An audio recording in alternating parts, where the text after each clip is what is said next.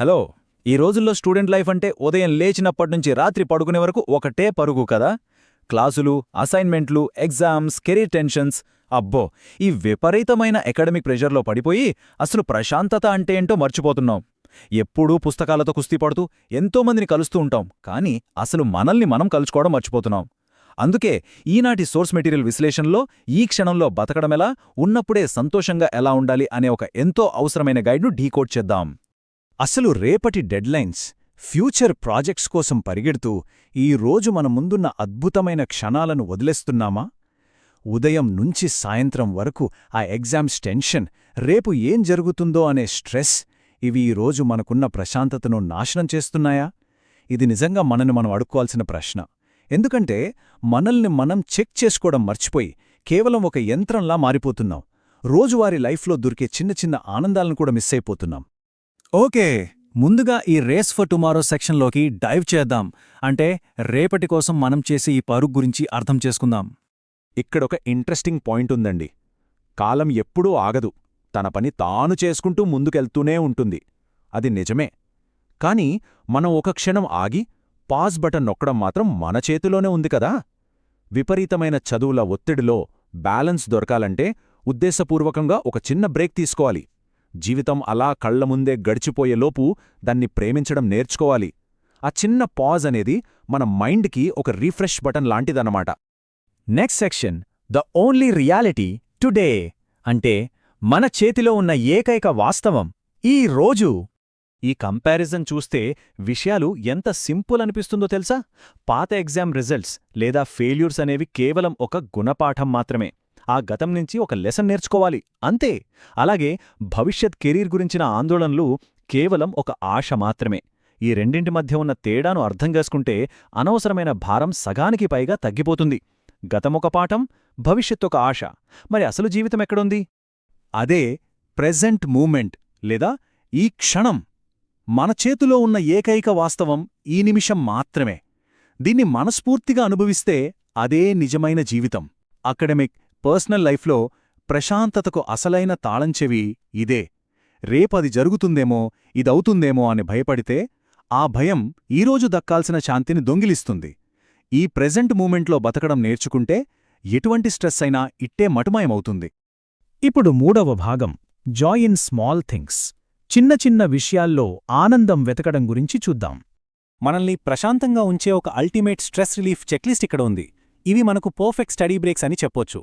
తెల్లవారుజామున ఆ అందమైన సూర్యోదయాన్ని చూడటం, క్లాస్ నుంచి రాగానే అమ్మ ప్రేమతో చేసిన వేడివేడి భోజనం తినడం, లేదా ఎప్పుడో పరిచయమున్న పాత స్నేహితుడితో కాసేపు ఫోన్లో మాట్లాడటం, ఇవన్నీ వినడానికి చాలా చిన్న విషయాలుగా అనిపించొచ్చు. కాని ఒక స్టూడెంట్ మైండ్ని ప్రశాంతంగా ఉంచడానికి ఇవి ఎంతో అవసరం. రేపు లైఫ్లో వెనక్కి తిరిగి చూసుకుంటే ఇవే మన బెస్ట్ మెమొరీస్గా మిగిలిపోతాయి. సో నిజమైన రిచ్నెస్ అంటే ఏంటంటే మన దగ్గర ఉన్న దానితో తృప్తిగా ఉంటూ ప్రతి చిన్న మూమెంట్ని ఎంజాయ్ చేయడం. ప్రపంచంలో అత్యంత ధనవంతుడెవరంటే లైఫ్లో దొరికే ఈ చిన్న చిన్న ఆనందాలతో తృప్తిగా ఉన్నవాడే. ఒకసారి ఆలోచిద్దాం, మనం రీసెంట్గా మనస్ఫూర్తిగా ఎంజాయ్ చేసిన చిన్న మూమెంట్ ఏంటి? వాటిని తలుచుకుంటేనే మనసుకి ఎంతో ప్రశాంతంగా, తేలికగా అనిపిస్తుంది కదా.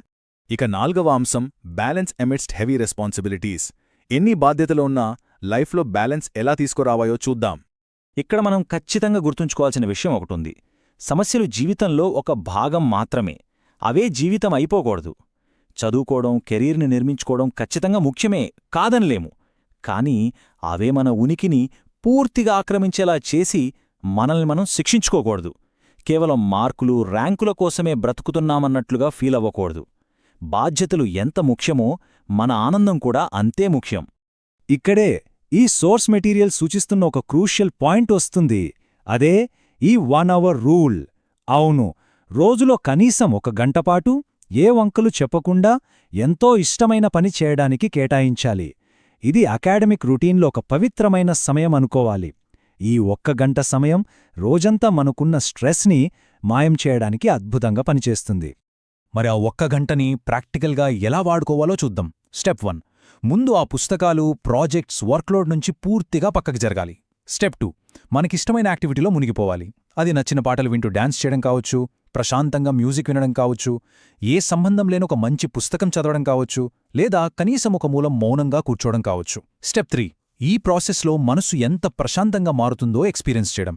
ఈ ఒక్క గంట మైండ్కి భలే క్లారిటీనిస్తుంది. ఫైనల్గా 5వ భాగం the true meaning of life. జీవిత పరమార్థమేంటో ఒక్కసారి అర్థం చేసుకుందాం. ఈ డిఫరెన్స్ ఒకసారి గమనించండి. ఒకవైపు కేవలం పని చెయ్యడానికే బ్రతకడం, అంటే ఎప్పుడూ చదువు, మార్కులు అంటూ ఒక యంత్రంలా మారిపోయి అలసిపోవడం. ఇంకోవైపు ఆ పని ద్వారా వచ్చే ఫలితంతో సంతోషంగా ఉండటం. మనం కష్టపడుతున్నది కేవలం కష్టపడటానికి మాత్రమే కాదు కదా, ఆ కష్టం ద్వారా వచ్చే సక్సెస్ని మనస్ఫూర్తిగా ఎంజాయ్ చేయడానికి. జర్నీ అంటే కేవలం డెస్టినేషన్ చేరుకోవడం మాత్రమే కాదు, ఆ వెళ్తున్నంతసేపు సంతోషంగా ఉండటం కూడా. పాత బ్యాగేజ్ని అక్కడే వదిలేయాలి.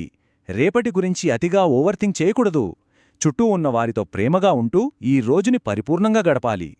అకాడమిక్ జర్నీని కూడా ఎంజాయ్ చేసినప్పుడే ఆ సక్సెస్కి నిజమైన వాల్యూ ఉంటుంది. ఇక చివరగా ఈ సోర్స్ మెటీరియల్లో ఉన్న ఒక అత్యంత లోతైన, అద్భుతమైన కోట్తో ఈ విశ్లేషణను ముగిద్దాం. జీవితం అంటే మనం ఊపిరి పీల్చుకున్న నిమిషాలు కాదు, మన ఊపిరి ఆగిపోయేలా చేసే అందమైన క్షణాలు. నిజమే కదా, కాలాన్ని ఎవ్వరూ ఆపలేరు, కాని అందమైన జ్ఞాపకాలను మాత్రం మనం ఎప్పుడూ సృష్టించుకోగలం.